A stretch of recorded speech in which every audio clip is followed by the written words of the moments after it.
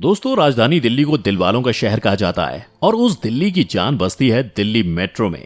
थोड़ी देर के लिए अगर मेट्रो पर ब्रेक लग जाए तो दिल्ली हाय हाय करने लगती है। हर दिन लाखों की संख्या में लोग मेट्रो में सफर करते हैं। लेकिन क्या आप जानते हैं कि दिल्ली मेट्रो की शुरुआत कैसे हुई? ये किसके दिमाग की उपज थी? देश के सबसे बड़े इस मेट्रो नेटवर्क का काम कैसे पूरा हुआ? अगर नहीं तो इन सभी सवालों के जवाब के लिए आपको हमारे इस वीडियो में अंत तक बने रहना होगा। Factified. Facts on your face.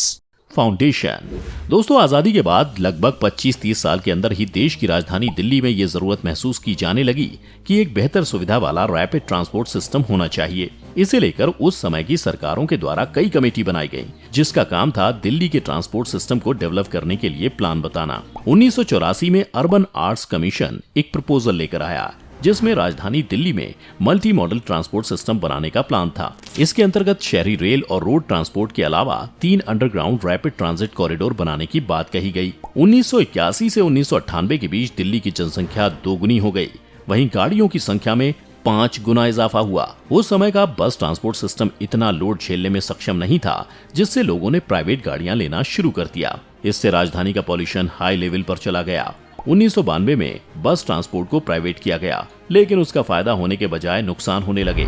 इस सिचुएशन से निपटने के लिए 3 मई 1995 को HD देवगौड़ा के नेतृत्व वाली सेंट्रल गवर्नमेंट और राजधानी दिल्ली की सरकार ने बराबर की हिस्सेदारी के साथ Delhi metro rail corporation company की स्थापना की।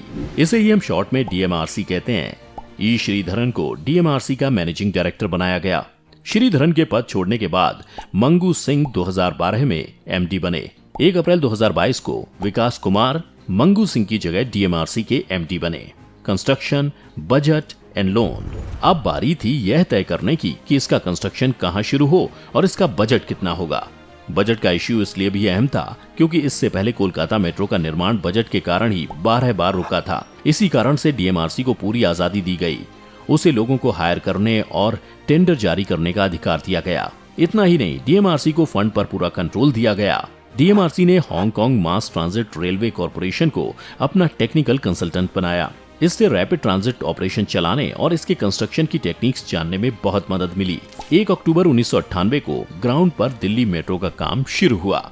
4 साल बाद 25 दिसंबर 2002 को दिल्ली मेट्रो की पहली सेवा रेड लाइन पर शाहदरा से 30 हजारी के बीच शुरू हुई। उस समय के PM अटल बिहारी वाजपेयी ने इसके पहली लाइन का उद्घाटन किया। लेकिन अंडरग्राउंड मेट्रो की शुरुआत 20 दिसंबर 2004 को येलो लाइन पर विश्वविद्यालय और कश्मीरी गेट के बीच शुरू हुई। 2005 में दिल्ली मेट्रो का पहला फेज तय बजट पर अनुमान से 2 साल 9 महीने पहले पूरा हो गया। American business magazine Business Week ने इसे चमत्कार कहा था। फेज 1 में रेड, येलो और ब्लू लाइन की शुरुआत हुई। वहीं फेज 2 में वायलेट, ग्रीन और ऑरेंज यानी एयरपोर्ट लाइन की शुरुआत हुई। फेज 3 में पिंक, मैजेंटा और ग्रे लाइन को बनाया गया।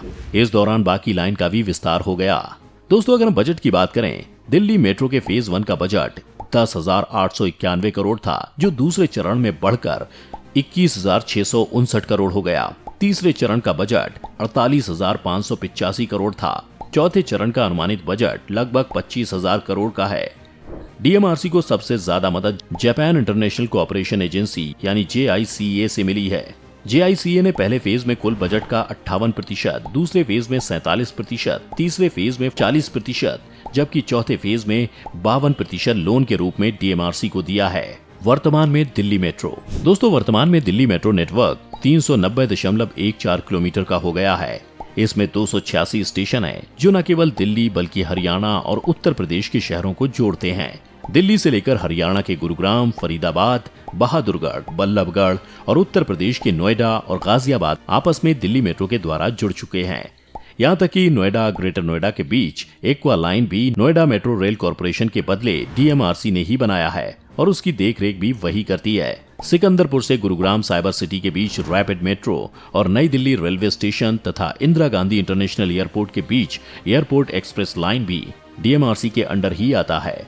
मार्च 2020 में कोरोना वायरस आने से पहले दिल्ली मेट्रो की रोजाना कमाई 10 करोड़ रुपए थी, लेकिन यह अब घटकर 2 करोड़ पहुंच गई है। दिल्ली मेट्रो फिलहाल 3000 करोड़ रुपए से अधिक के घाटे में है। भारत में मेट्रो। दोस्तों, भारत में सबसे पहले मेट्रो रेल की शुरुआत कोलकाता में 1984 में हुई थी। उसके बाद से आज करीब 15 शहरों में मेट्रो का नेटवर्क फैल चुका है। दिसंबर 2021 के आंकड़ों के अनुसार अभी देश के 15 शहरों में 751.5 किलोमीटर की लाइन पर मेट्रो संचालन हो रहा है, जिसमें 604 स्टेशन हैं। वहीं करीब 570 किलोमीटर की मेट्रो लाइन पर निर्माण का काम चल रहा है। कोलकाता मेट्रो एकमात्र मेट्रो है जिसका पूरा कंट्रोल इंडियन रेलवे के पास है। इसके अलावा सभी मेट्रो के संचालन के लिए लोकल अथॉरिटीज की स्थापना की गई है। दिल्ली मेट्रो एक अनुमान के अनुसार हर साल दिल्ली में 6.3 लाख टन पॉल्यूशन कम करता है। तो दोस्तों, ऐसे ही दिल्ली मेट्रो को दिल्ली की जान नहीं कहा जाता है। दिल्ली एनसीआर के किसी भी कोने में जाने के लिए मेट्रो से बेहतर कोई विकल्प नहीं है। उम्मीद है दिल्ली मेट्रो पर हमारे इस वीडियो में आपको बहुत मजा आया होगा। मजा आया हो तो वीडियो को लाइक और शेयर तथा चैनल को सब्सक्राइब करने में बिल्कुल भी देरी ना करें। धन्यवाद।